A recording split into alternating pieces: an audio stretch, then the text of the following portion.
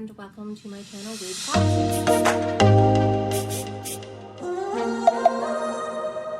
So today, I'm going to be doing another book haul. Got a few more things for my birthday, and then there's some other stuff that I haven't gone through. Might as well introduce it to you. So first, we're going to start off with a couple books that I bought with some birthday money. So first I got David Mogo Godhunter by Suyi, Davies, Okungbowa, an African author, I believe Nigerian. And I don't remember when this book came onto my radar, but it really sounded interesting. I mean, gods fall down from the sky and they're in this city, I believe it's Lagos, and it just sounded really fun.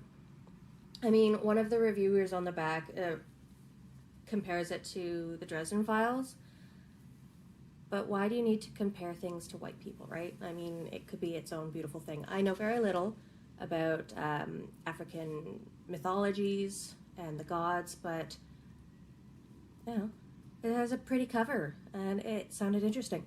So, we'll find out. Another one I got with a birthday gift card was Phoenix Extravagant by Hilda. And this one is just has such a fun cover. I mean, look at that. It is a robot dragon. I mean, that just seems so cool. And it's just about, like, this person who works for the Ministry of Armor, painting sigils on these mechs, and things go weird and sideways from there.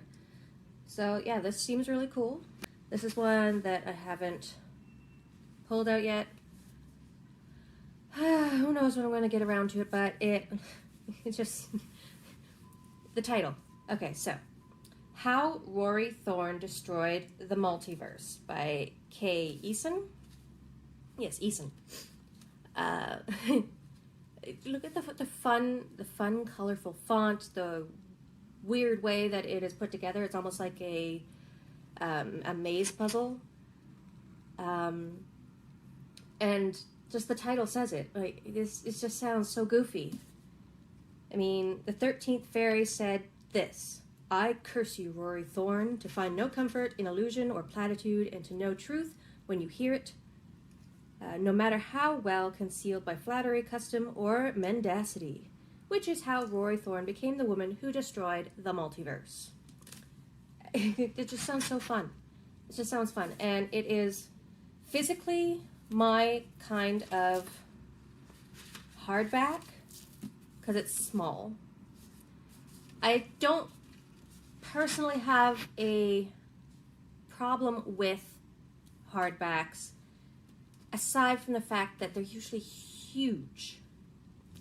And I like things to be compact because I ride the subway, so I don't want to be lugging around huge hardbacks. But this one's cute, and it's got that fun, I don't know what you call it, this textured cover on the dust jacket. It's like it's supposed to keep there from being fingerprints or something. I don't know. It just feels soft. I love it. Anyway. Next on the pile, we have Black Water Sister by Zen Cho. Again, this one is a Asian folklore, Malaysian folklore inspired story. And the artwork is beautiful.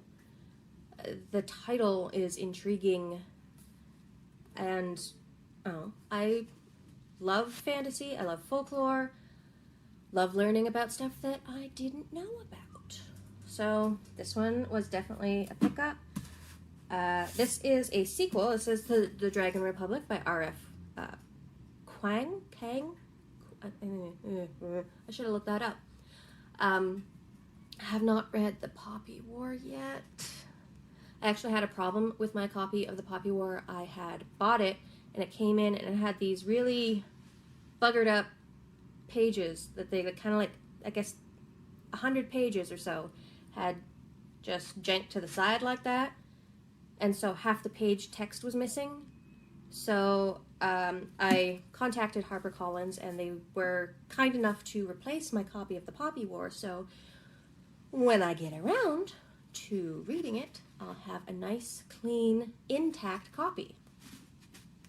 It's not the first time that I've collected whole series and have not even started reading them yet. In the same vein, there's The Golden Wolf by Linnea Hartsuyker. I think it's a Scandinavian last name. Hartsuyker. I believe that's how it's pronounced. So the first two in this trilogy of, I believe it's just Viking historical fiction.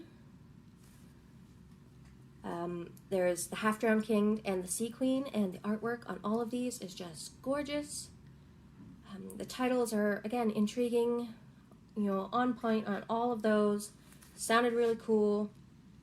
Still haven't gotten around to it, but now I have the whole set, and it's just waiting for me. Next is The Midnight Lie by Mary Rutkowski. And again, gods, I believe. It was this: where Niram lives, crime abounds, a harsh tribunal rules, and society's pleasures are reserved for the high kith. Life in the ward is grim and punishing. People of her low status are forbidden from sampling sweets or wearing colors. You either follow the rules or pay a tithe and suffer the consequences. So yeah, that sounds fun, and I believe an epic queer fantasy about learning to free ourselves. I think it doesn't say anything about gods in the back there, but I think I read somewhere that it has to do vaguely with a pantheon. Who knows? I mean, this is beautiful artwork. I saw another one that it was like kind of a bit of a tincture bottle with a snake around it. And I think that's how I had originally come across it. But this cover is really pretty too. And on with collecting books that haven't even started the series. I have The Tyrant, Barrow, Cormorant by Seth Dickinson. This book is a brick. My goodness. Still haven't started the Masquerade books yet. Starts with The Traitor, Barrow, Cormorant, and then The Monster, Barrow, Cormorant. The Monster, Barrow, Cormorant. Why am I having such a hard time with that? But they just seem so good. Like, just so intriguing. And then another thing that I've been meaning to get around to is reading stuff by Brom. So I got both Krampus, the Yule Lord, and The Child Thief. So I believe this one is supposed to be like a retelling of... Oh, hi, Asa. A real adult retelling of Peter Pan and Never Neverland, I think. I mean, I've always come across Brom's artwork, and it's just gorgeous and terrifying. So this definitely be a fun read. And the whole story of Krampus being like the anti-Santa Claus, that seems really fun too. I mean, Krampus has just really come up in the last few years. It's kind of like reinvigorated the story. Just seems really fun. So maybe I'll get to that one in December. Ooh, be a fun Christmas read. Okay, and finally, this is the last thing that I got with my birthday. No, second last, because there's one that's coming that hasn't arrived yet. But this one that I have here is Hilda and the Mountain King, and that is by Luke Pearson. And I just love these books. I came across the books late. Watched the first season, and I absolutely loved it, so I just started snatching up the books. Unfortunately, they all have this Netflix series perma sticker on there, which is annoying. But the artwork is just fabulous, and they're just gorgeous stories.